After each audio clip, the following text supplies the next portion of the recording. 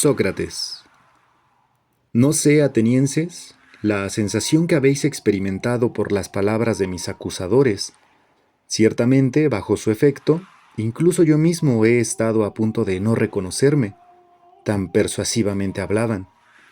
Sin embargo, por así decirlo, no han dicho nada verdadero. De las muchas mentiras que han urdido, una me causó especial extrañeza, aquella en la que decían que teníais que precaveros de ser engañados por mí, porque, dicen ellos, soy hábil para hablar. En efecto, no sentir vergüenza de que inmediatamente les voy a contradecir con la realidad, cuando de ningún modo me muestre hábil para hablar, eso me ha parecido en ellos lo más falto de vergüenza. Si no es que acaso estos llaman hábil para hablar al que dice la verdad. Pues, si es eso lo que dicen, yo estaría de acuerdo en que soy orador, pero no al modo de ellos. En efecto, como digo, estos han dicho poco o nada verdadero. En cambio, vosotros vais a oír de mí toda la verdad. Ciertamente, por Zeus, atenienses, no oiréis bellas frases como las de estos, adornadas cuidadosamente con expresiones y vocablos, sino que vais a oír frases dichas al azar con las palabras que me vengan a la boca, porque estoy seguro de que es justo lo que digo, y ninguno de vosotros espere otra cosa. Pues, por supuesto, tampoco sería adecuado, a esta edad mía, presentarme ante vosotros como un jovenzuelo que modela sus discursos. Además, y muy seriamente, atenienses, os suplico y pido que, si me oís hacer mi defensa con las mismas expresiones que acostumbro a usar, bien en el ágora, encima de las mesas de los cambistas, donde muchos de vosotros me habéis oído, bien en otras partes, que no os cause extrañeza ni protestéis por ello.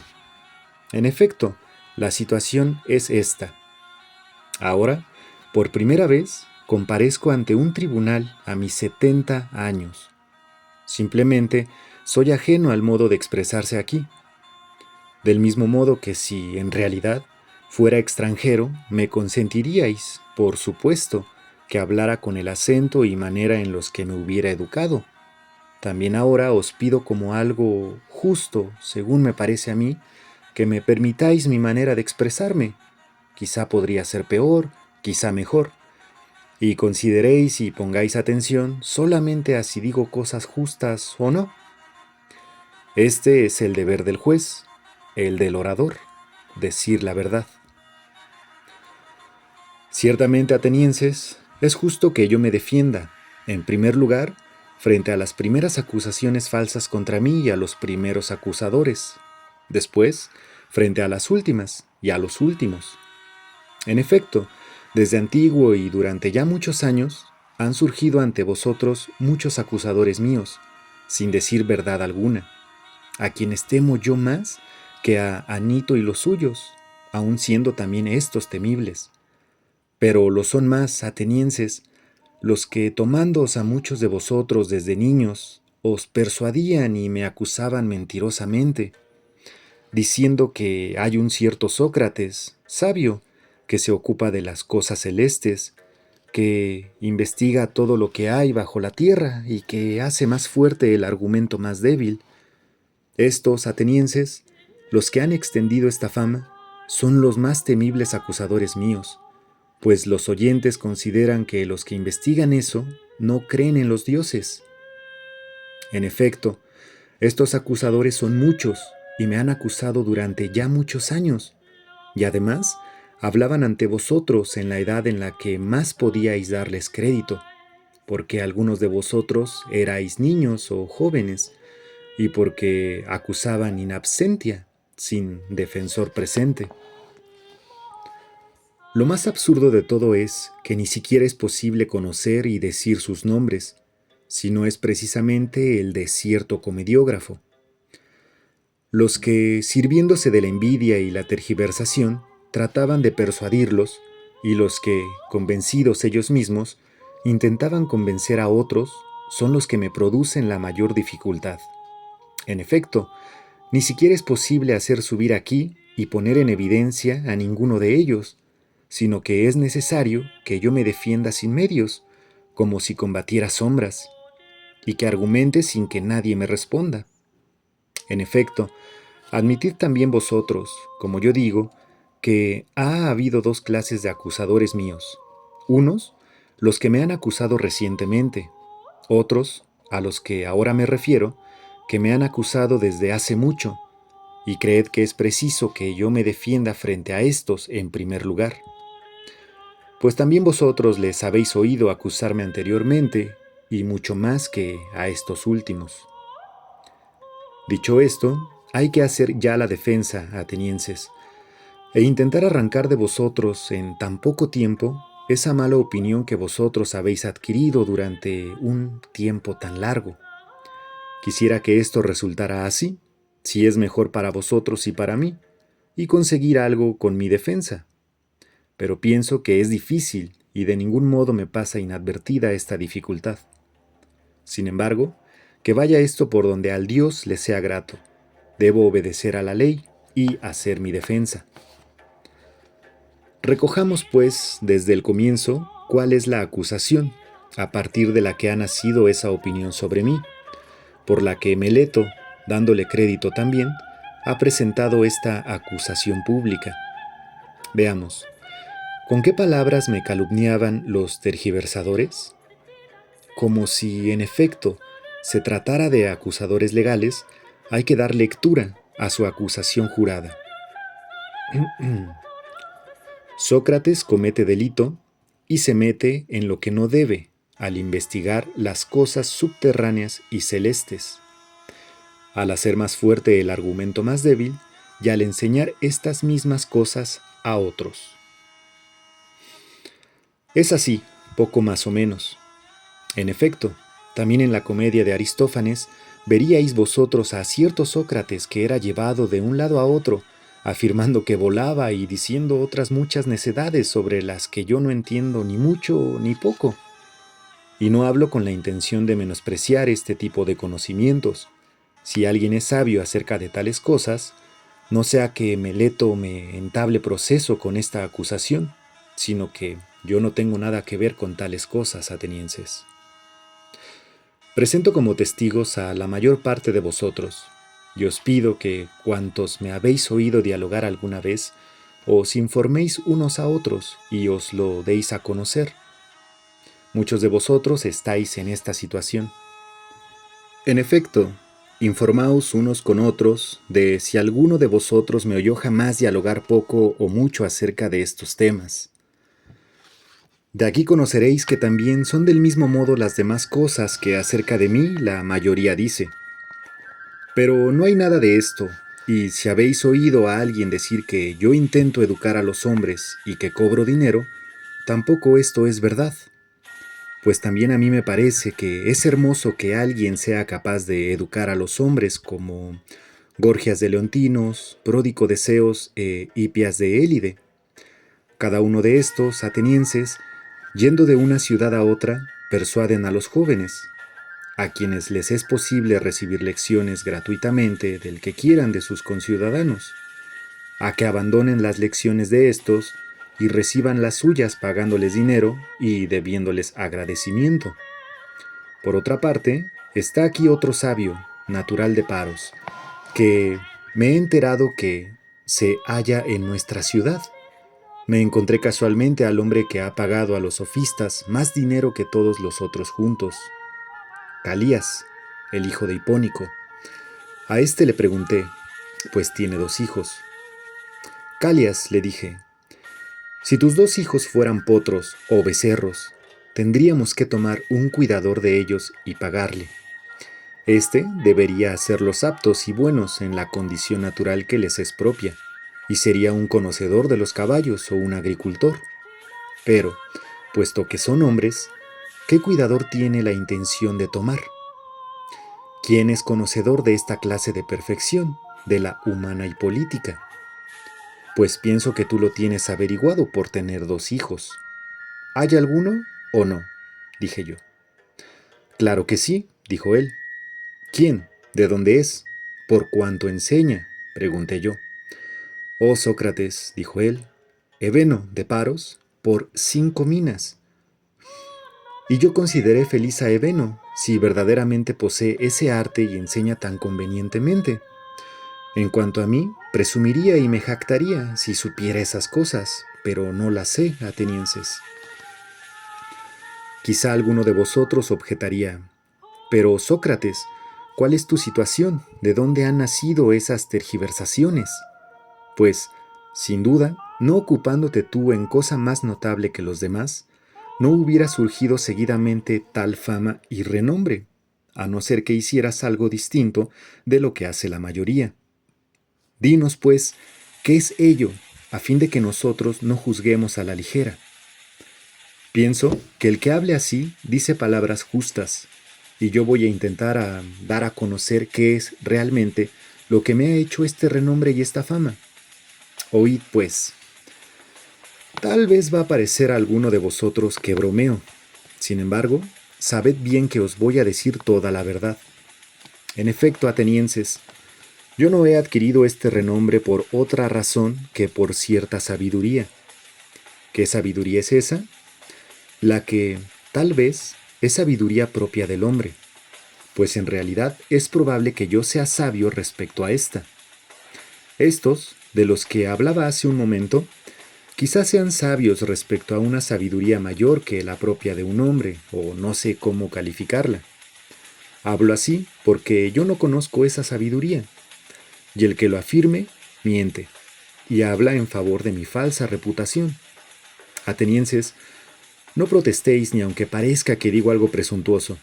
Las palabras que voy a decir no son mías, sino que voy a remitir al que las dijo, digno de crédito para vosotros. De mi sabiduría, si hay alguna y cuál es, os voy a presentar como testigo al Dios que está en Delfos. En efecto, conocíais sin duda a Querefonte. Este era amigo mío desde la juventud y adepto al Partido Democrático. Fue al destierro y regresó con vosotros. Y ya sabéis cómo era Querefonte, qué vehemente para lo que emprendía. Pues bien, una vez fue a Delfos y tuvo la audacia de preguntar al oráculo esto. Pero como he dicho, no protestéis, atenienses. Preguntó si había alguien más sabio que yo. La Pitia le respondió que nadie era más sabio. Acerca de esto os dará testimonio aquí este hermano suyo, puesto que él ha muerto. Pensad por qué digo estas cosas. Voy a mostraros de dónde ha salido esta falsa opinión sobre mí. Así pues, tras oír yo estas palabras, reflexionaba así. ¿Qué dice realmente el Dios y qué indica en enigma? Yo tengo conciencia de que no soy sabio, ni poco ni mucho. ¿Qué es lo que realmente dice al afirmar que yo soy muy sabio? Sin duda, no miente, no le es lícito. Y durante mucho tiempo estuve yo confuso sobre lo que en verdad quería decir. Más tarde, a regañadientes, me incliné a una investigación del oráculo del modo siguiente. Me dirigí a uno de los que parecían ser sabios, en la idea de que, si en alguna parte era posible, allí refutaría el vaticinio y demostraría al oráculo, este es más sabio que yo, y tú decías que lo era yo. Ahora bien, al examinar a este, pues no necesito citarlo con su nombre, era un político, aquel con el que estuve indagando y dialogando. Experimenté lo siguiente, atenienses. Me pareció que otras muchas personas creían que ese hombre era sabio, y especialmente lo creía él mismo, pero no lo era. A continuación, intentaba yo demostrarle que él creía ser sabio, pero que no lo era. A consecuencia de ello, me gané la enemistad de él y de muchos de los presentes. Al retirarme de allí, razonaba a solas que yo era más sabio que aquel hombre. Es probable que ni uno ni otro sepamos nada que tenga valor, pero este hombre cree saber algo y no lo sabe. En cambio yo, así como, en efecto, no sé, tampoco creo saber. Parece pues que al menos soy más sabio que él en esta misma pequeñez, en que lo que no sé, tampoco creo saberlo. A continuación me encaminé hacia otro de los que parecían ser más sabios que aquel, y saqué la misma impresión. Y también allí me gané la enemistad de él y de muchos de los presentes. Después de esto, iba ya uno tras otro, sintiéndome disgustado y temiendo que me ganaba enemistades. Pero, sin embargo, me parecía necesario dar la mayor importancia al Dios. Debía yo, en efecto, encaminarme, indagando qué quería decir el oráculo, hacia todos los que parecían saber algo. Y, por el perro, atenienses, pues es preciso decir la verdad ante vosotros, que tuve la siguiente impresión. Me pareció que los de mayor reputación estaban casi carentes de lo más importante para el que investiga según el Dios. En cambio, otros, que parecían inferiores, estaban mejor dotados para el buen juicio. Sin duda, es necesario que os haga ver mi camino errante, como condenado a ciertos trabajos, a fin de que el oráculo fuera irrefutable para mí. En efecto, tras los políticos me encaminé hacia los poetas, los de tragedias, los de ditirambos y los demás, en la idea de que allí me encontraría manifiestamente más ignorante que aquellos. Así pues, tomando los poemas suyos que me parecían mejor realizados, les iba preguntando qué querían decir, para, al mismo tiempo, aprender yo también algo de ellos. Pues bien, me resisto por vergüenza a deciros la verdad, atenienses. Sin embargo, hay que decirla. Por así decir, casi todos los presentes podían hablar mejor que ellos sobre los poemas que ellos habían compuesto. Así pues, también respecto a los poetas me di cuenta, en poco tiempo, de que no hacían por sabiduría lo que hacían, sino por ciertas dotes naturales y en estado de inspiración, como los adivinos y los que recitan los oráculos. En efecto, también estos dicen muchas cosas hermosas, pero no saben nada de lo que dicen. Una inspiración semejante me pareció a mí que experimentaban también los poetas, y al mismo tiempo me di cuenta de que ellos, a causa de la poesía, creían también ser sabios respecto a las demás cosas sobre las que no lo eran. Así pues, me alejé también de allí creyendo que les superaba en lo mismo que a los políticos. En último lugar, me encaminé hacia los artesanos. Era consciente de que yo, por así decirlo, no sabía nada. En cambio, estaba seguro de que encontraría a estos con muchos y bellos conocimientos. Y en esto no me equivoqué, pues sabían cosas que yo no sabía, y en ello eran más sabios que yo. Pero, atenienses, me pareció a mí que también los buenos artesanos incurrían en el mismo error que los poetas, por el hecho de que realizaban adecuadamente su arte. Cada uno de ellos estimaba que era muy sabio también respecto a las demás cosas, incluso las más importantes, y ese error velaba su sabiduría. De modo que me preguntaba yo mismo, en nombre del oráculo, si preferiría estar así, como estoy, no siendo sabio en la sabiduría de aquellos, ni ignorante en su ignorancia, o tener estas dos cosas que ellos tienen. Así pues, me contesté a mí mismo y al oráculo que era ventajoso para mí estar como estoy. A causa de esta investigación, atenienses, me he creado muchas enemistades, muy duras y pesadas, de tal modo que de ellas han surgido muchas tergiversaciones y el renombre este de que yo soy sabio. En efecto, en cada ocasión los presentes creen que yo soy sabio respecto a aquello que refuto a otro. Es probable, atenienses, que el Dios sea en realidad sabio, y que, en este oráculo, diga que la sabiduría humana es digna de poco o de nada. Y parece que éste habla de Sócrates. Se sirve de mi nombre poniéndome como ejemplo, como si dijera, es el más sabio, el que, de entre vosotros, hombres, conoce, como Sócrates, que en verdad es digno de nada respecto a la sabiduría. Así pues, incluso ahora, voy de un lado a otro investigando y averiguando en el sentido del Dios, si creo que alguno de los ciudadanos o de los forasteros es sabio.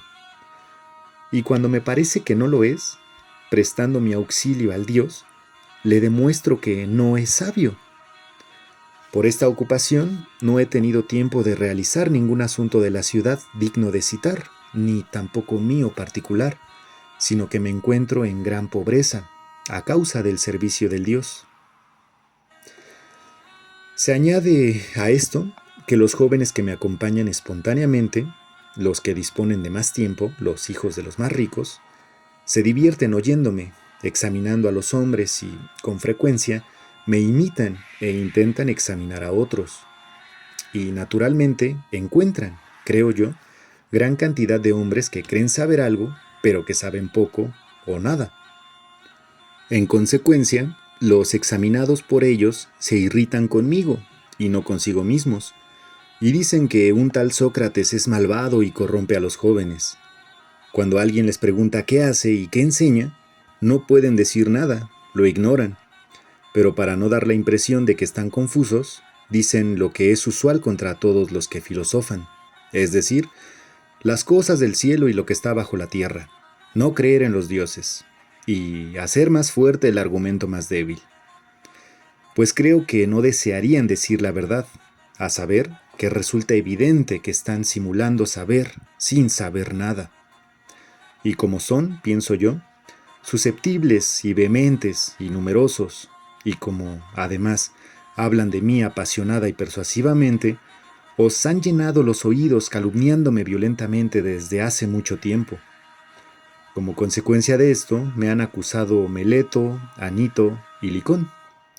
Meleto, irritado en nombre de los poetas, Anito, en el de los demiurgos y los políticos, y Licón, en el de los oradores. De manera que, como decía yo al principio, me causaría extrañeza que yo fuera capaz de arrancar de vosotros, en tan escaso tiempo, esta falsa imagen que ha tomado tanto cuerpo. Ahí tenéis, atenienses, la verdad, y os estoy hablando sin ocultar nada, ni grande ni pequeño, y sin tomar precauciones en lo que digo. Sin embargo, sé casi con certeza que, con estas palabras, me consigo enemistades, lo cual es también una prueba de que digo la verdad, y que es esta la mala fama mía, y que estas son sus causas. Si investigáis esto ahora o en otra ocasión, confirmaréis que es así. Acerca de las acusaciones que me hicieron los primeros acusadores, sea esta suficiente defensa ante vosotros. Contra Meleto, el honrado y el amante de la ciudad, según él dice, y contra los acusadores recientes, voy a intentar defenderme a continuación. Tomemos, pues, a su vez, la acusación jurada de estos, dado que son otros acusadores. Es así. Sócrates delinque corrompiendo a los jóvenes, y no creyendo en los dioses en los que la ciudad cree, sino en otras divinidades nuevas. Tal es la acusación. Examinémosla punto por punto. Dice, en efecto, que yo delinco corrompiendo a los jóvenes. Yo, por mi parte, afirmo que Meleto delinque porque bromea en asunto serio, sometiendo a juicio con ligereza a las personas y simulando esforzarse e inquietarse por cosas que jamás le han preocupado. Voy a intentar mostraros que esto es así. Ven aquí, Meleto, y dime, ¿no es cierto que consideras de la mayor importancia que los jóvenes sean lo mejor posible? Yo sí. Ea, di entonces a estos, ¿quién los hace mejores? Pues es evidente que lo sabes, puesto que te preocupa. En efecto, has descubierto al que los corrompe, a mí, según dices, y me traes ante estos jueces y me acusas. Vamos, di y revela quién es el que los hace mejores. ¿Estás viendo, Meleto, que callas y no puedes decirlo? Sin embargo, ¿no te parece que esto es vergonzoso y testimonio suficiente de lo que yo digo? ¿De que este asunto no ha sido en nada objeto de tu preocupación?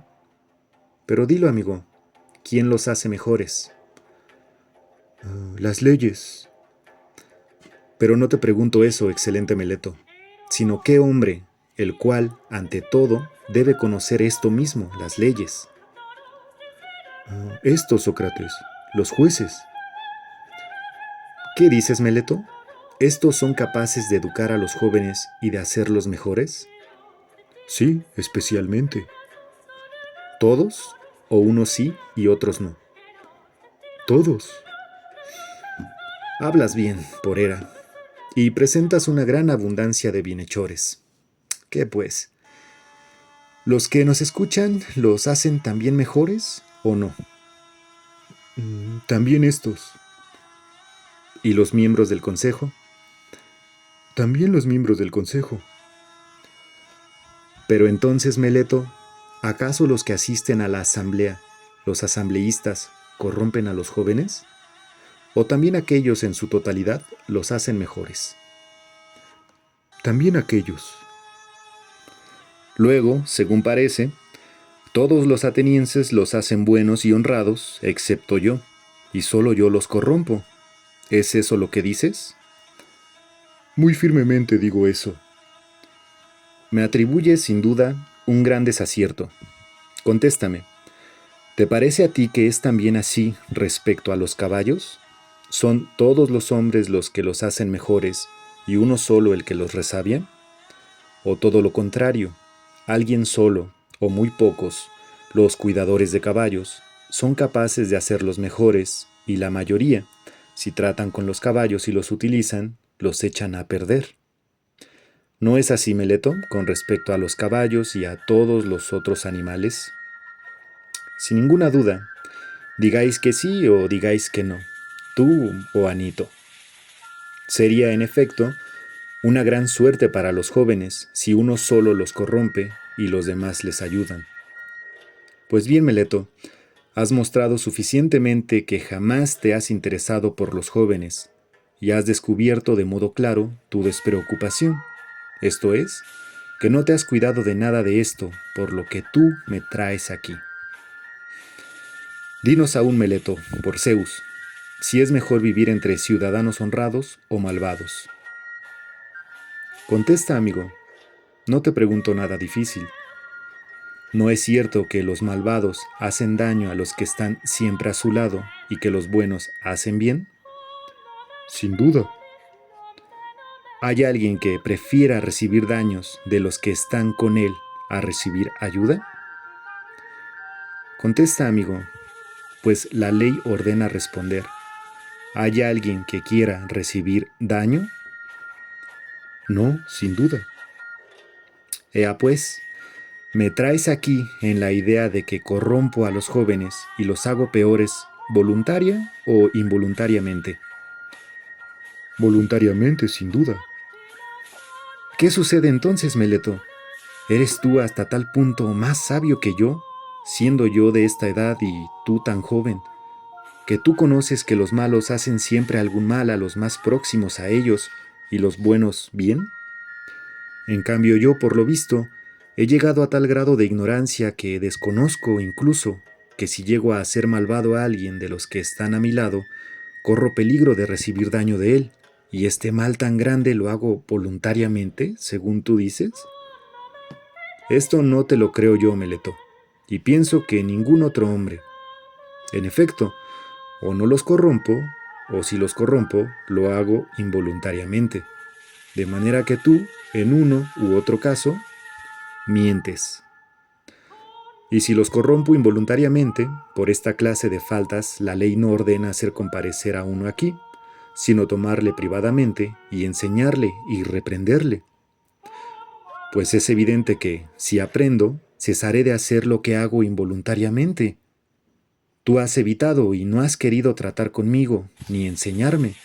En cambio, me traes aquí, donde es ley traer a los que necesitan castigo y no enseñanza. Pues bien, atenienses, ya es evidente lo que yo decía, que Meleto no se ha preocupado jamás por estas cosas, ni poco ni mucho.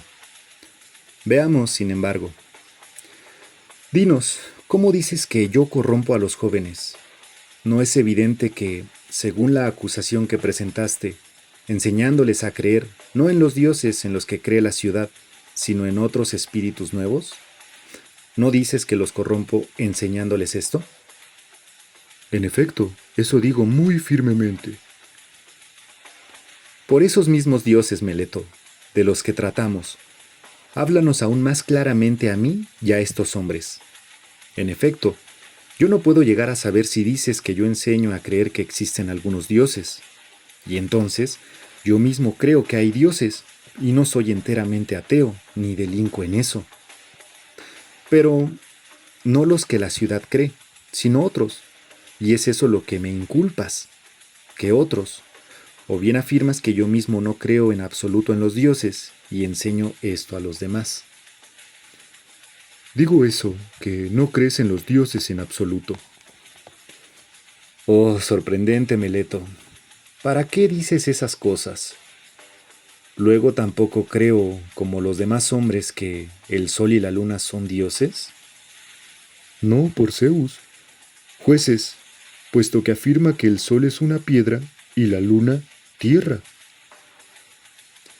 ¿Crees que estás acusando a Anaxágoras, querido Meleto? ¿Y desprecias a estos y consideras que son desconocedores de las letras hasta el punto de no saber que los libros de Anaxágoras de Clasómenas están llenos de estos temas? Y además, ¿aprenden de mí los jóvenes lo que de vez en cuando pueden adquirir en la orquesta, por un dracma como mucho, y reírse de Sócrates si pretende que son suyas estas ideas, especialmente al ser tan extrañas? Pero, oh Meleto, ¿te parece a ti que soy así, que no creo que exista ningún dios? Ciertamente que no por Zeus, de ningún modo. No eres digno de crédito, Meleto. Incluso, según creo, ni para ti mismo. Me parece que este hombre atenienses es descarado e intemperante, y que, sin más, ha presentado esta acusación con cierta insolencia, intemperancia y temeridad juvenil. Parece que trama una especie de enigma para tantear.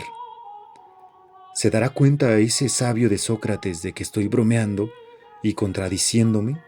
¿O le engañaré a él y a los demás oyentes? Y digo esto porque es claro que éste se contradice en la acusación. Es como si dijera, Sócrates delinque no creyendo en los dioses, pero creyendo en los dioses. Esto es propio de una persona que juega. Examinad, pues, atenienses, ¿por qué me parece que dice eso? Tú, Meleto, contéstame. Vosotros, como os rogué al empezar, tened presente no protestar si construyo las frases de mi modo habitual. ¿Hay alguien, Meleto, que crea que existen cosas humanas y que no crea que existen hombres? Que conteste, jueces, y que no proteste una y otra vez. ¿Hay alguien que crea que existen caballos y que crea que existen cosas propias de caballos? ¿O que no existen flautistas y sí cosas relativas al toque de la flauta? No existe esa persona, querido Meleto. Si tú no quieres responder, te lo digo yo a ti y a estos otros, pero responde al menos a lo que sigue. Hay quien crea que hay cosas propias de divinidades y que no crea que hay divinidades. No hay nadie. ¿Qué servicio me haces al contestar, aunque sea a regañadientes, obligado por estos? Así pues, afirmas que yo creo y enseño cosas relativas a divinidades, sean nuevas o antiguas. Por tanto, según tu afirmación, y además lo juraste eso en tu escrito de acusación, creo en lo relativo a divinidades. Si creo en cosas relativas a divinidades, es sin duda de gran necesidad que yo crea que hay divinidades. ¿No es así? Sí lo es. Supongo que estás de acuerdo, pues no contestas. ¿No creemos que las divinidades son dioses o hijos de dioses? ¿Lo afirmas o lo niegas? Lo afirmo. Luego, si creo en las divinidades, según tú afirmas, y si las divinidades son en algún modo dioses, esto sería lo que yo digo que presentas como enigma, y en lo que bromeas, al afirmar que yo no creo en los dioses, y que por otra parte creo en los dioses, puesto que creo en las divinidades. Si, a su vez, las divinidades son hijos de los dioses, bastardos nacidos de ninfas o de otras mujeres, según se suele decir, ¿qué hombre creería que hay hijos de dioses y que no hay dioses? Sería, en efecto, tan absurdo como si alguien creyera que hay hijos de caballos y burros, los mulos, pero no creyera que hay caballos y burros. No es posible, Meleto, que hayas presentado esta acusación sin el propósito de ponernos a prueba, o bien por carecer de una imputación real de la que acusarme. No hay ninguna posibilidad de que tú persuadas a alguien, aunque sea de poca inteligencia, de que una misma persona crea que haya cosas relativas a las divinidades y a los dioses, y por otra parte, que esa persona no crea en divinidades, dioses ni héroes. Pues bien, atenienses, me parece que no requiere mucha defensa demostrar que yo no soy culpable respecto a la acusación de Meleto, y que ya es suficiente lo que ha dicho. Lo que yo decía antes, a saber, que se ha producido gran enemistad hacia mí por parte de muchos, sabed bien que es verdad. Y es esto lo que me va a condenar, si me condena, no Meleto ni Anito, sino la calumnia y la envidia de muchos. Es lo que ya ha condenado a otros muchos hombres, buenos, y lo seguirá condenando. No hay que esperar que se detenga en mí. Quizá alguien diga, ¿no te da vergüenza, Sócrates, haberte dedicado a una ocupación tal por la que ahora corres peligro de morir? A este yo, a mi vez, le diría unas palabras justas. No tienes razón, amigo, si crees que un hombre que sea de algún provecho ha de tener en cuenta el riesgo de vivir o morir, sino el examinar solamente, al obrar, si hace cosas justas o injustas, y actos propios de un hombre bueno o de un hombre malo. De poco valor serían, según tu idea, cuantos semidioses murieron en Troya, y especialmente el hijo de Tetis, el cual, ante la idea de aceptar algo deshonroso, despreció el peligro hasta el punto de que, cuando, ansioso de matar a Héctor, su madre, que era diosa, le dijo, según creo, algo así como, «Hijo, si vengas la muerte de tu compañero Patroclo y matas a Héctor, tú mismo morirás, pues el destino está dispuesto para ti inmediatamente después de Héctor». Él, tras oírlo, desdeñó la muerte y el peligro, temiendo mucho más vivir siendo cobarde sin vengar a los amigos, y dijo, «Que muera yo enseguida después de haber hecho justicia al culpable, a fin de que no quede yo aquí junto a las cóncavas naves, siendo objeto de risa, inútil peso de la tierra». ¿Crees que pensó en la muerte y en el peligro? Pues la verdad es lo que voy a decir, atenienses. En el punto en el que uno se coloca porque considera que es el mejor, o en el que es colocado por un superior, allí debe, según creo, permanecer y arriesgarse sin tener en cuenta ni la muerte ni cosa alguna, más que la deshonra. En efecto, atenienses, obraría yo indignamente si, al asignarme un puesto los jefes que vosotros elegisteis para mandarme en Potidea, en Anfípolis y en Delión, decidí permanecer como otro cualquiera allí donde ellos me colocaron y corrí entonces el riesgo de morir. Y en cambio ahora, al ordenarme el Dios, según he creído y aceptado, que debo vivir filosofando y examinándome a mí mismo y a los demás, abandonar a mi puesto por temor a la muerte o cualquier otra cosa. Sería indigno y realmente alguien podría, con justicia, traerme ante el tribunal diciendo que no creo que hay dioses, por desobedecer al oráculo, temer la muerte y creerme sabio sin serlo. En efecto, atenienses, temer la muerte no es otra cosa que creer ser sabio sin serlo, pues es creer que uno sabe lo que no sabe. Pues nadie conoce la muerte, ni siquiera si es, precisamente, el mayor de todos los bienes para el hombre, pero la temen como si supieran con certeza que es el mayor de los males. Sin embargo, ¿cómo no va a ser la más reprochable ignorancia la de creer saber lo que no se sabe? Yo, atenienses, también quizá me diferencio en esto de la mayor parte de los hombres, y por consiguiente, si dijera que soy más sabio que alguien en algo, sería en esto, en que no sabiendo suficientemente sobre las cosas del Hades, también reconozco no saberlo. Pero sí sé que es malo y vergonzoso cometer injusticia y desobedecer al que es mejor, sea Dios u hombre. En comparación con los males que sé que son males, jamás temeré ni evitaré lo que no sé si es incluso un bien. De manera que si ahora vosotros me dejarais libre, no haciendo caso a Anito, el cual dice que o bien era absolutamente necesario que yo no hubiera comparecido aquí, o que, puesto que he comparecido, no es posible no condenarme a muerte, explicándoos que, si fuera absuelto, vuestros hijos, poniendo inmediatamente en práctica las cosas que Sócrates enseña, se corromperían todos totalmente, y si, además me dijerais, ahora, Sócrates, no vamos a hacer caso a Anito, sino que te dejamos libre, a condición, sin embargo, de que no gastes ya más tiempo en esta búsqueda y de que no filosofes, y si eres sorprendido haciendo aún esto, morirás. Si, en efecto, como dije, me dejarais libre con esta condición, yo os diría, yo, atenienses, os aprecio y os quiero, pero voy a obedecer al Dios más que a vosotros, y, mientras aliente y sea capaz, es seguro que no dejaré de filosofar, de exhortaros y de hacer manifestaciones al que de vosotros vaya encontrando, diciéndole lo que acostumbro.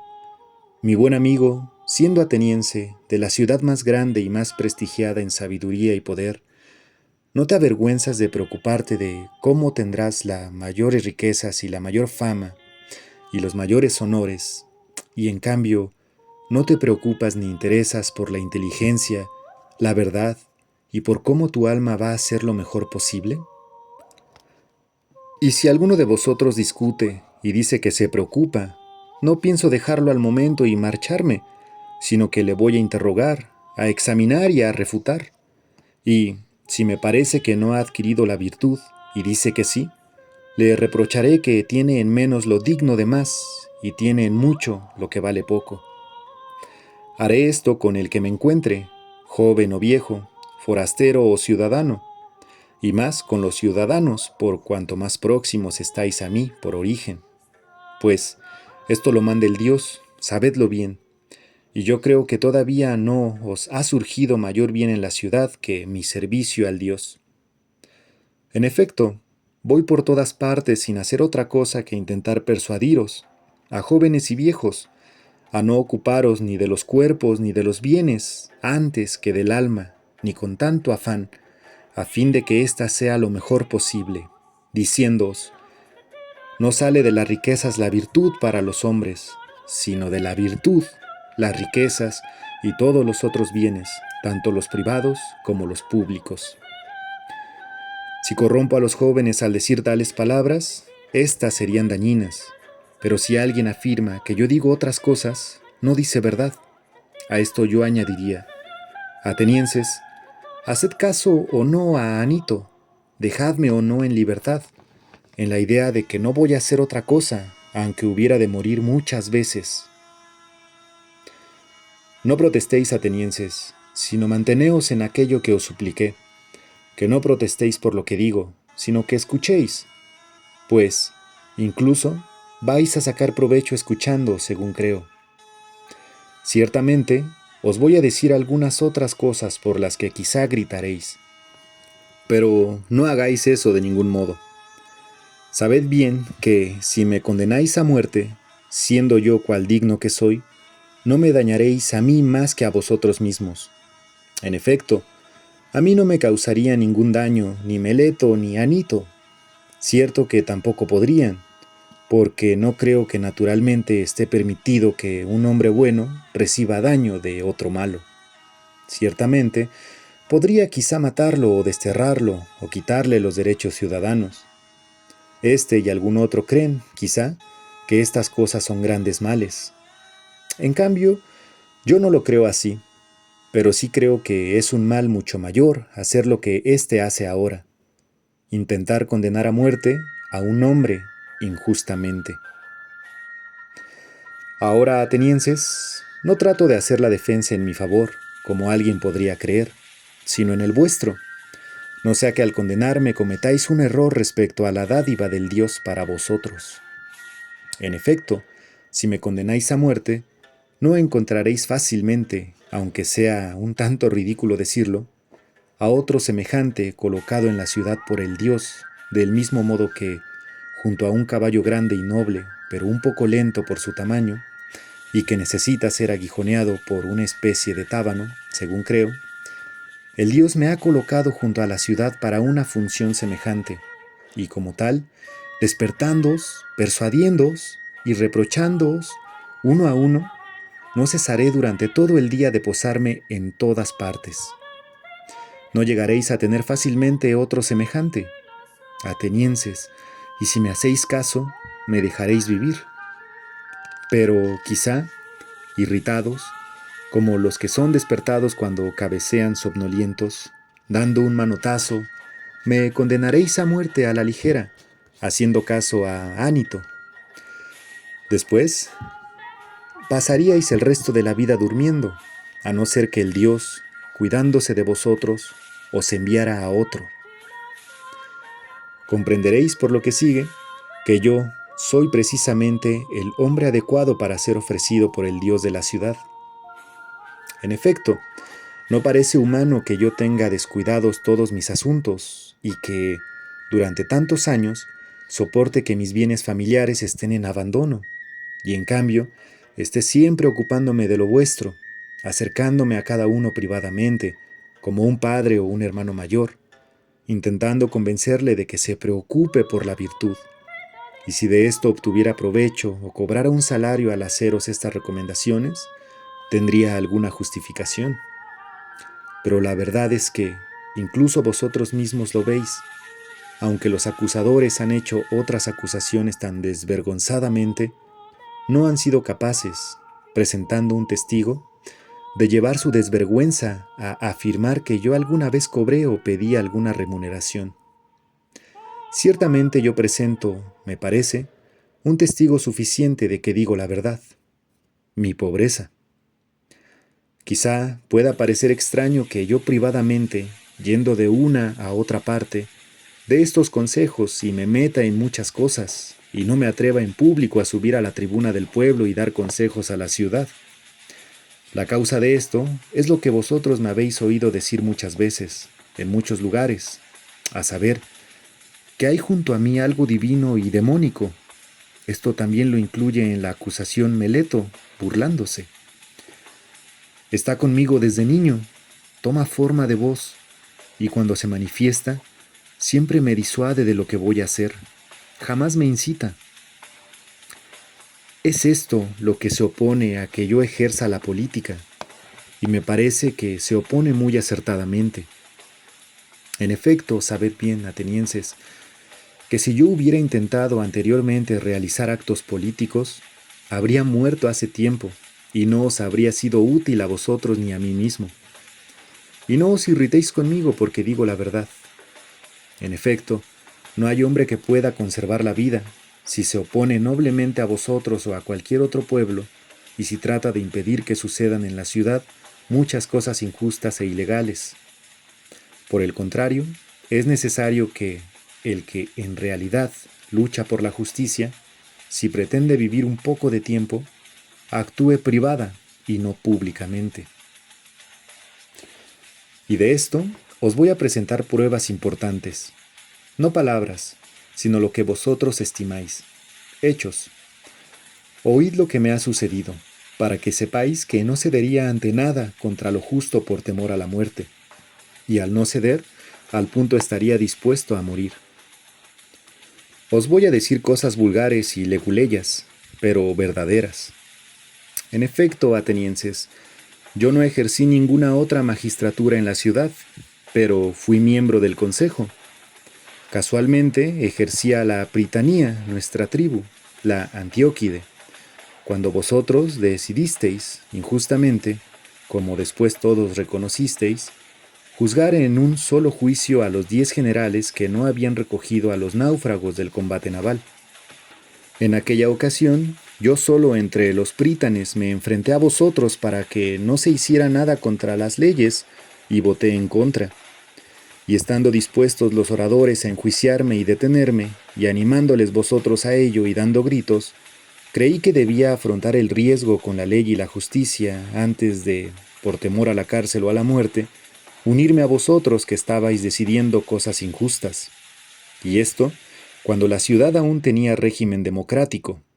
Pero, cuando vino la oligarquía, los 30 me hicieron llamar al tolo, junto con otros 4, y me ordenaron traer de Salamina a León el Salamino para darle muerte. Pero ellos ordenaban muchas cosas de este tipo también a otras personas, porque querían cargar de culpas al mayor número posible. Sin embargo, yo mostré también en esta ocasión, no con palabras, sino con hechos, que a mí la muerte, si no resulta un poco rudo decirlo, me importa un bledo, pero que, en cambio, me preocupa absolutamente no realizar nada injusto e impío. En efecto, aquel gobierno, aun siendo tan violento, no me atemorizó como para llevar a cabo un acto injusto, sino que, después de salir del tolo, los otros 4 fueron a Salamina y trajeron a León, y yo salí y me fui a casa. Y quizá habría perdido la vida por esto, si el régimen no hubiera sido derribado rápidamente. De esto tendréis muchos testigos. ¿Acaso creéis que yo habría llegado a vivir tantos años si me hubiera ocupado de los asuntos públicos y, al ocuparme de ellos como corresponde a un hombre honrado, hubiera prestado ayuda a las cosas justas y considerado esto lo más importante como es debido? Está muy lejos de ser así, ni tampoco ningún otro hombre. En cuanto a mí, a lo largo de toda mi vida, si alguna vez he realizado alguna acción pública, me he mostrado de esta condición, y también privadamente, sin transigir en nada con nadie contra la justicia, ni tampoco con ninguno de los que, creando falsa imagen de mí, dicen que son discípulos míos. Yo no he sido jamás maestro de nadie. Si cuando yo estaba hablando y me ocupaba de mis cosas, alguien, joven o viejo, deseaba escucharme, jamás se lo impedí a nadie. Tampoco dialogo cuando recibo dinero y dejo de dialogar si no lo recibo. Antes bien me ofrezco para que me pregunten, tanto al rico como al pobre, y lo mismo si alguien prefiere responder y escuchar mis preguntas. Si alguno de estos es luego un hombre honrado o no lo es, no podría yo, en justicia, incurrir en culpa. A ninguno de ellos les ofrecí nunca enseñanza alguna ni les instruí.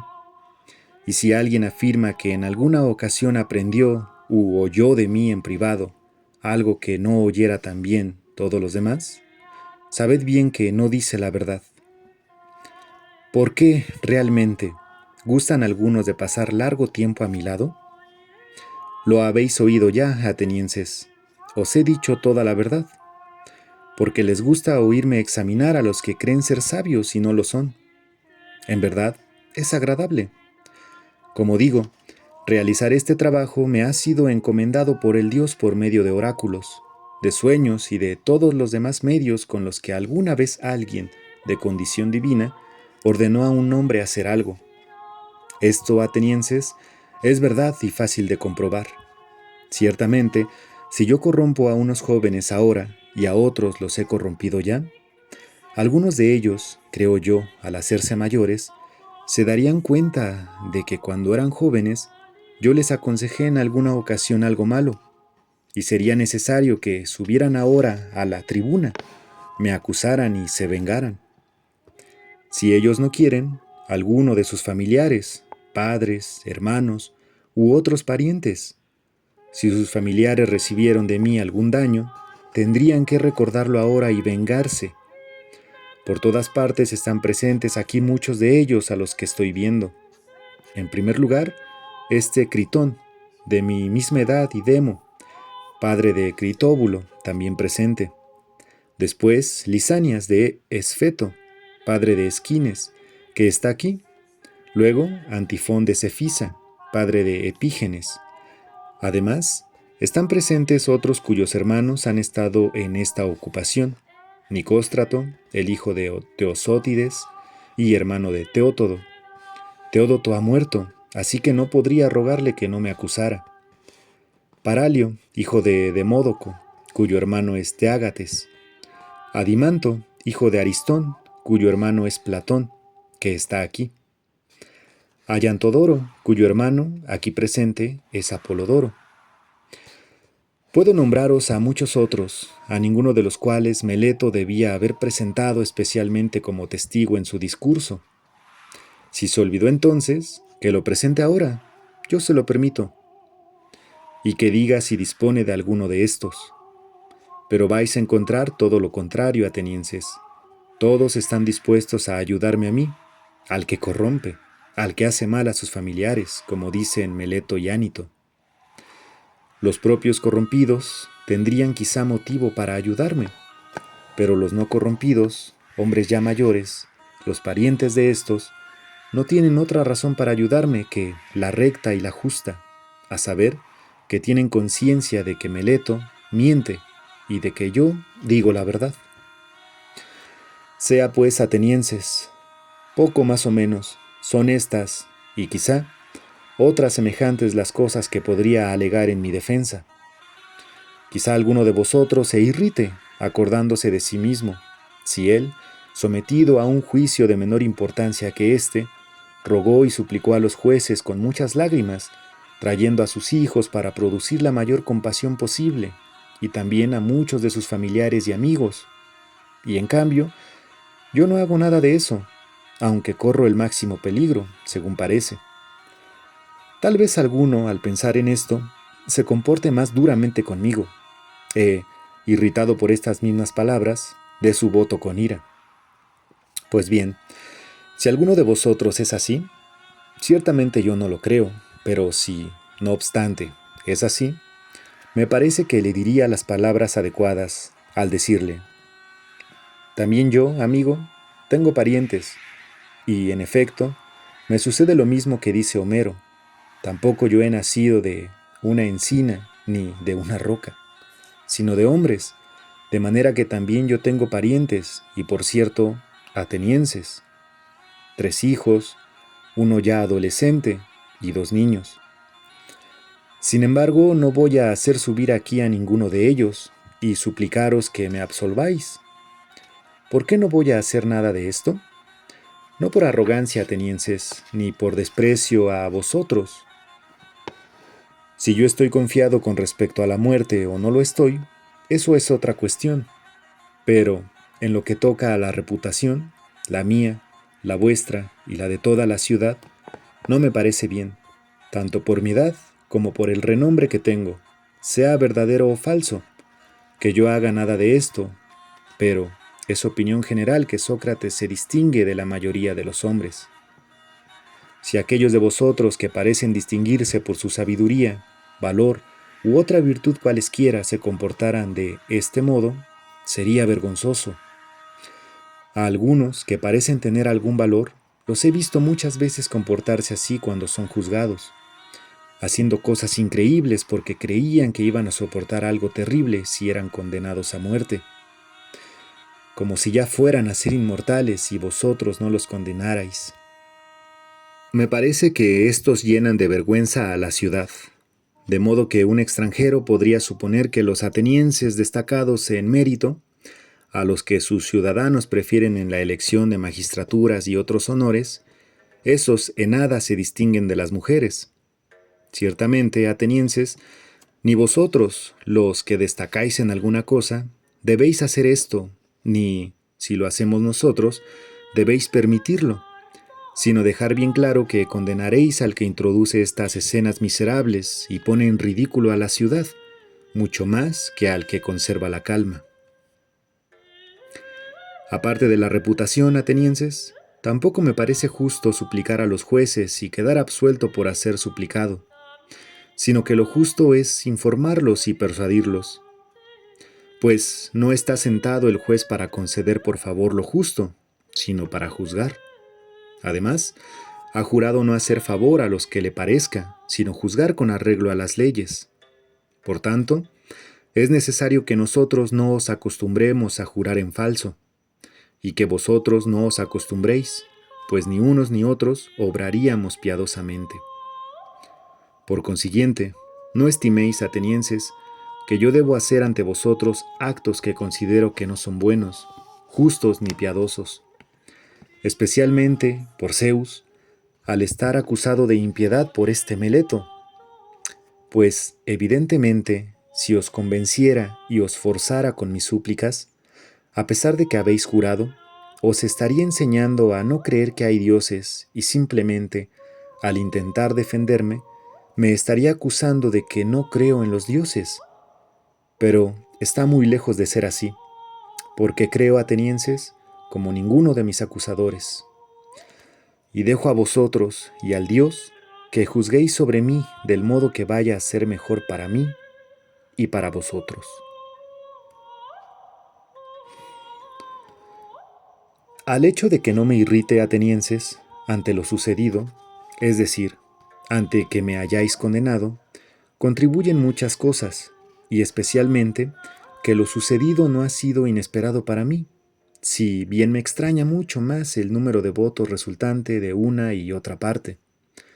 En efecto, no creía que iba a ser por tan poco, sino por mucho. La realidad es que, según parece, si solo 30 votos hubieran caído de la otra parte, habría sido absuelto. En todo caso, según me parece, incluso ahora he sido absuelto respecto a Meleto, y no solo absuelto, sino que es evidente para todos que, si no hubieran comparecido Anito y Licón para acusarme, quedaría él condenado incluso a pagar 1000 dracmas por no haber alcanzado la quinta parte de los votos. Así pues, propone para mí este hombre la pena de muerte. Bien, ¿y yo qué os propondré a mi vez, atenienses? ¿Hay alguna duda de que propondré lo que merezco? ¿Qué es eso entonces? ¿Qué merezco sufrir o pagar porque en mi vida no he tenido sosiego y he abandonado las cosas de las que la mayoría se preocupa? Los negocios, la hacienda familiar, los mandos militares, los discursos en la asamblea, cualquier magistratura, las alianzas y luchas de partidos que se producen en la ciudad, por considerar que en realidad soy demasiado honrado como para conservar la vida si me encaminaba a esas cosas. No iba donde no fuera de utilidad para vosotros o para mí, sino que me dirigía a hacer el mayor bien a cada uno en particular, según yo digo. Iba allí intentando convencer a cada uno de vosotros de que no se preocupara de ninguna de sus cosas antes de preocuparse de ser el mejor y lo más sensato posible,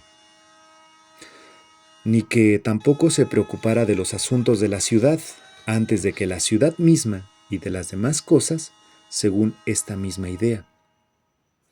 Por consiguiente, ¿qué merezco que me pase por ser de este modo? Algo bueno, atenienses, si hay que proponer en verdad algún merecimiento. Y además, un bien que sea adecuado para mí.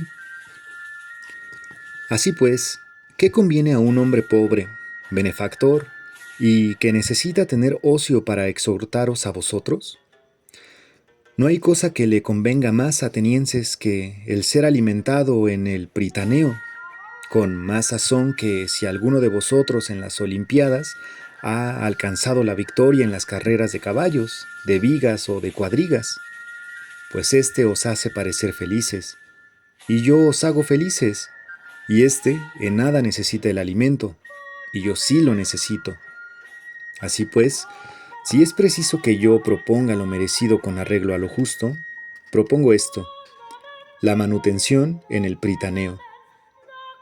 Quizá, al hablar así, os parezca que estoy hablando lleno de arrogancia, como cuando antes hablaba de lamentaciones y súplicas. No es así, atenienses, sino más bien de este otro modo. Yo estoy persuadido de que no hago daño a ningún hombre voluntariamente, pero no consigo convenceros a vosotros de ello, porque hemos dialogado durante poco tiempo. Puesto que, si tuvierais una ley, como la tienen otros hombres, que ordenaran no decidir sobre una pena de muerte en un solo día, sino en muchos, os convenceríais. Pero ahora, en poco tiempo, no es fácil liberarse de grandes calumnias.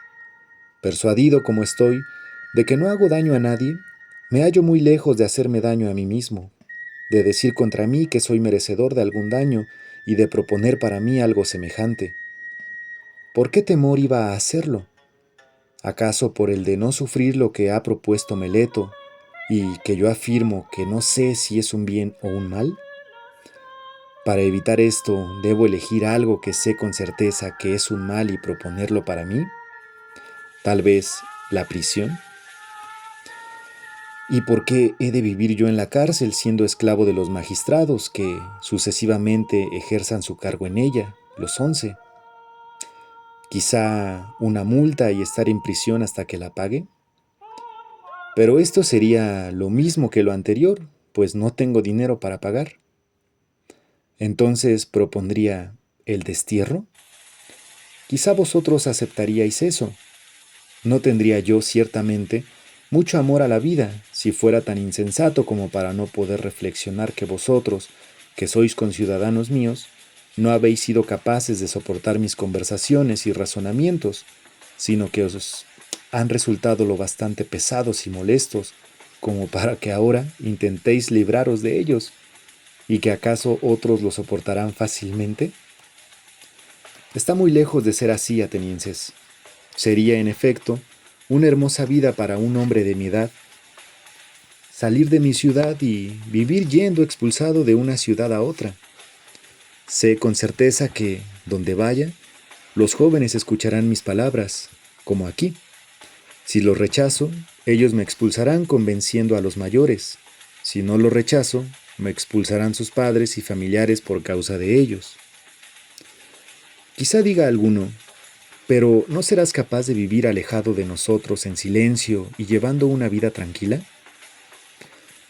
Persuadir de esto a algunos de vosotros es lo más difícil. En efecto, si digo que eso es desobedecer al Dios y que, por ello, es imposible llevar una vida tranquila, no me creeréis pensando que hablo irónicamente. Si, por otra parte, digo que el mayor bien para un hombre es precisamente este, tener conversaciones cada día acerca de la virtud y de los otros temas de los que vosotros me habéis oído dialogar cuando me examinaba a mí mismo y a otros, y si digo que una vida sin examen no tiene objeto vivirla para el hombre, me creeréis aún menos.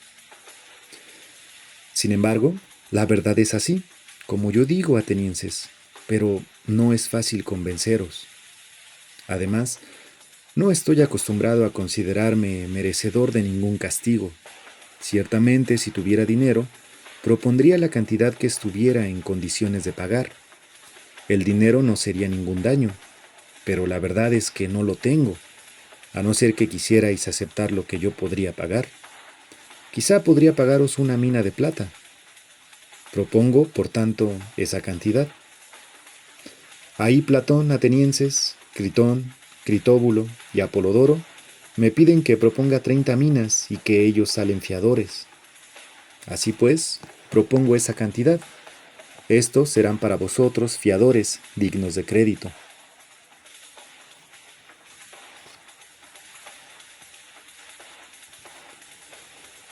Por no esperar un tiempo no largo, atenienses, vais a tener la fama y la culpa, por parte de los que quieren difamar a la ciudad, de haber matado a Sócrates, un sabio. Pues afirmarán que soy sabio, aunque no lo soy, los que quieren injuriaros. En efecto, si hubierais esperado un poco de tiempo, esto habría sucedido por sí mismo. Veis, sin duda, que mi edad está ya muy avanzada en el curso de la vida y próxima a la muerte. No digo estas palabras a todos vosotros, sino a los que me han condenado a muerte. Pero también les digo a ellos lo siguiente. Quizá creéis, atenienses, que yo he sido condenado por faltarme las palabras adecuadas para haberos convencido. Si yo hubiera creído que era preciso hacer y decir todo, con tal de evitar la condena. Está muy lejos de ser así. Pues bien, he sido condenado por falta no ciertamente de palabras, sino de osadía y desvergüenza, y por no querer deciros lo que os habría sido más agradable oír, lamentarme, llorar o hacer y decir otras muchas cosas indignas de mí, como digo, y que vosotros tenéis costumbre de oír a otros. Pero ni antes creí que era necesario hacer nada innoble por causa del peligro, ni ahora me arrepiento de haberme defendido así, sino que prefiero con mucho morir habiéndome defendido de este modo, a vivir habiéndolo hecho de ese otro modo. En efecto, ni ante la justicia, ni en la guerra, ni yo, ni ningún otro, deben maquinar cómo evitar la muerte a cualquier precio. Pues también en los combates muchas veces es evidente que se evitaría la muerte abandonando las armas y volviéndose a suplicar a los perseguidores. Hay muchos medios, en cada ocasión de peligro, de evitar la muerte si se tiene la osadía de hacer y decir cualquier cosa. Pero no es difícil, atenienses, evitar la muerte. Es mucho más difícil evitar la maldad. En efecto, corre más deprisa que la muerte. Ahora yo, como soy lento y viejo, he sido alcanzado por la más lenta de las dos. En cambio, mis acusadores, como son temibles y ágiles, han sido alcanzados por la más rápida, la maldad. Ahora yo voy a salir de aquí condenado a muerte por vosotros, y estos condenados por la verdad, culpables de perversidad e injusticia. Yo me atengo a mi estimación, y estos a la suya. Quizá era necesario que esto fuera así, y creo que está adecuadamente. Deseo predeciros a vosotros, mis condenadores, lo que va a seguir a esto. En efecto, estoy yo ya en ese momento en el que los hombres tienen capacidad de profetizar cuando van ya a morir. Yo os aseguro, hombres, que me habéis condenado, que inmediatamente después de mi muerte os va a venir un castigo mucho más duro, por Zeus, que el de mi condena a muerte. En efecto, ahora habéis hecho esto creyendo que os ibais a librar de dar cuenta de vuestro modo de vida, pero como digo, os va a salir muy al contrario. Van a ser más los que os pidan cuentas, esos a los que yo ahora contenía sin que vosotros los percibierais.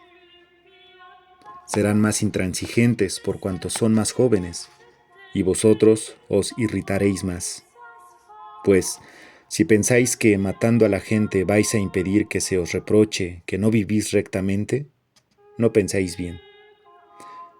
Este medio de evitarlo ni es muy eficaz ni es honrado. El más honrado y el más sencillo no es reprimir a los demás, sino prepararse para hacer lo mejor posible. Hechas estas predicciones a quienes me han condenado, les digo adiós. Con los que habéis votado mi absolución, me gustaría conversar sobre este hecho que acaba de suceder, mientras los magistrados están ocupados, y aún no voy a donde yo debo morir. Quedaos, pues, conmigo, amigos, este tiempo, pues nada impide conversar entre nosotros mientras sea posible. Como sois amigos, quiero haceros ver qué significa realmente lo que me ha sucedido ahora. En efecto, jueces, pues, llamándoos jueces, os llamo correctamente, me ha sucedido algo extraño. La advertencia habitual para mí, la del Espíritu Divino, en todo el tiempo anterior era siempre muy frecuente, oponiéndose aún a cosas muy pequeñas, si yo iba a obrar de forma no recta. Ahora me ha sucedido lo que vosotros veis, lo que se podría creer que es, y en opinión general es el mayor de los males. Pues bien, la señal del Dios no se me ha opuesto ni al salir de casa por la mañana, ni cuando subí aquí al tribunal, ni en ningún momento durante la defensa cuando iba a decir algo. Sin embargo, en otras ocasiones me retenía con frecuencia mientras hablaba. En cambio, ahora, en este asunto, no se me ha opuesto en ningún momento ante ningún acto o palabra. ¿Cuál pienso que es la causa? Voy a decíroslo. Es probable que esto que me ha sucedido sea un bien, pero no es posible que lo comprendamos rectamente los que creemos que la muerte es un mal. Ha habido para mí una gran prueba de ello. En efecto, Es imposible que la señal habitual no se me hubiera opuesto, a no ser que me fuera a ocurrir algo bueno. Reflexionemos también que hay gran esperanza de que esto sea un bien. La muerte es una de esas dos cosas. O bien, el que está muerto no es nada ni tiene sensación de nada, o bien, según se dice, la muerte es precisamente una transformación, un cambio de morada para el alma de este lugar de aquí a otro lugar. Si es una ausencia de sensación y un sueño, como cuando se duerme sin soñar, la muerte sería una ganancia maravillosa, pues si alguien, tomando la noche en la que ha dormido de tal manera que no ha visto nada en sueños, y comparando con esta noche las demás noches y días de su vida, tuviera que reflexionar y decir cuántos días y noches ha vivido en su vida mejor y más agradablemente que esta noche, creo que no ya un hombre cualquiera, sino que incluso el gran rey encontraría fácilmente contables estas noches, comparándolas con los otros días y noches. Si en efecto la muerte es algo así, digo que es una ganancia, pues la totalidad del tiempo no resulta ser más que una sola noche. Si, por otra parte, la muerte es como emigrar de aquí a otro lugar, y es verdad, como se dice, que allí están todos los que han muerto, ¿qué bien habría mayor que este, jueces? Pues sí, llegando uno al Hades, libre ya de estos que dicen que son jueces, va a encontrar a los verdaderos jueces, los que se dice que hacen justicia allí, Minos, Radamanto, Éaco y Triptólemno, y a cuantos semidioses fueron justos en sus vidas. ¿Sería acaso malo el viaje? Además, ¿cuánto daría alguno de vosotros por estar junto a Orfeo, Museo, Hesiodo y Homero? Yo estoy dispuesto a morir muchas veces, si esto es verdad, y sería un entretenimiento maravilloso, sobre todo para mí, cuando me encuentre allí con Palamedes, con Ayante, el hijo de Telamón, y con algún otro de los antiguos que haya muerto a causa de un juicio injusto. Comparar mis sufrimientos con los de ellos, esto no sería desagradable, según creo. Y lo más importante, pasar el tiempo examinando e investigando a los de allí, como ahora a los de aquí, para ver quién de ellos es sabio y quién cree serlo y no lo es. ¿Cuánto se daría, jueces, por examinar al que llevó a Troya aquel gran ejército, o bien a Odiseo, o a Sísifo, o a otros infinitos hombres y mujeres que se podrían citar? Dialogar allí con ellos, estar en su compañía y examinarlos, sería el colmo de la felicidad. En todo caso, los de allí no condenan a muerte por esto.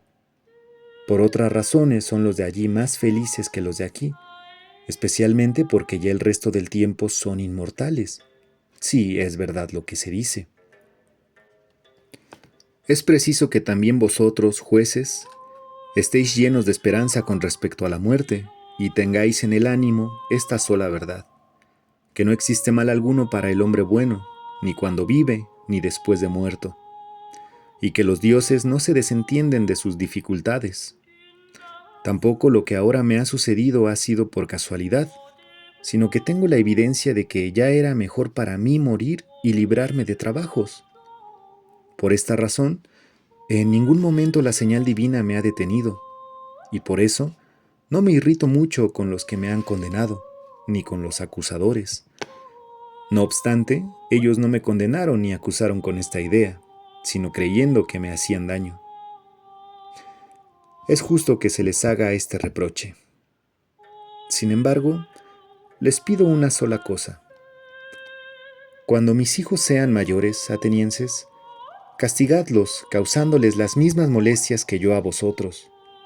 Si os parece que se preocupan del dinero o de otra cosa cualquiera antes que de la virtud, y si creen que son algo sin serlo, reprochadles, como yo a vosotros, que no se preocupan de lo que es necesario y que creen ser algo sin ser dignos de nada. Si hacéis esto, mis hijos y yo habremos recibido un justo pago de vosotros. Pero es ya hora de marcharnos. Yo voy a morir y vosotros a vivir. ¿Quién de nosotros se dirige a una situación mejor? Es algo oculto para todos, excepto para el Dios.